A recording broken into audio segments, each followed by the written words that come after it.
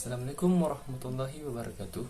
First of all, let's say thanks to Almighty God Allah Subhanahu wa Ta'ala who has been given us some mercy and blessings so we can enter in this video. Secondly, don't forget to send salawat and salam to our Prophet Muhammad Sallallahu Alaihi Wasallam who has brought us from darkness to likeness, from Jahiliyah era to Islam era, so we can feel till this. Okay, the first, let me introduce myself. My name is Benny Putra. You can call me Benny.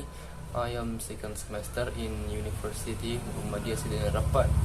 Today I want to discuss about the pemberantasan korupsi, yang dimana tugas ini merupakan mid dari materi anti korupsi yang diberikan oleh dosen Sir Sam Hermansyah. Oke, check it out. Anda mungkin sering membaca koran atau mendengar dari televisi berita-berita mengenai korupsi. Tahukah Anda bahwa korupsi tidak hanya terjadi di Indonesia, dan gerakan-gerakan pemberantasan korupsi tidak pula hanya dilakukan di Indonesia. Secara internasional, negara-negara di dunia melakukan kerjasama internasional untuk memberantas korupsi. Tidak hanya level negara, beberapa NGOs atau lembaga swadaya masyarakat atau LSM internasional dan nasional juga aktif dalam gerakan pemberantasan korupsi. Anda telah paham, ternyata korupsi memiliki dampak atau akibat yang sangat buruk bagi rakyat. Sebagai mahasiswa, Anda bisa berjuang bersama-sama untuk ikut secara aktif pemberantasan korupsi yang tumbuh begitu subur di negara ini. Anda dapat bergabung dan menjadi sukarelawan di berbagai lembaga swadaya masyarakat, pegiat gerakan anti korupsi. Dengan demikian, pemikiran dan energi yang Anda miliki dapat Anda optimalkan untuk kemajuan bangsa ini. Menurut Jeremy Pope, agar strategi pemberantasan korupsi berhasil, penting sekali melibatkan masyarakat sipil.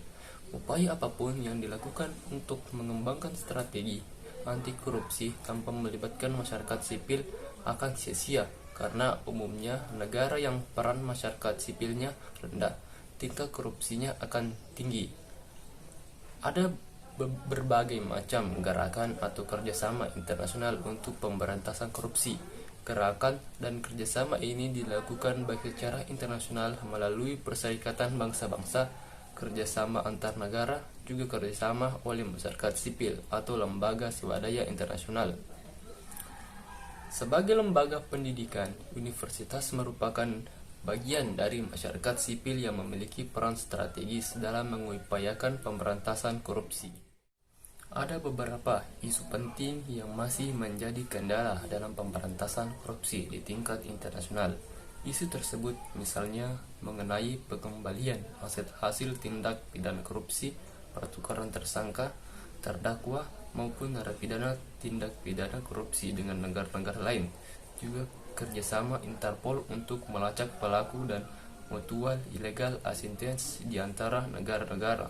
Beberapa negara masih menjadi surga untuk menyimpan aset hasil tindak pidana korupsi karena sulit dan kakunya pengaturan mengenai kerahasiaan bank.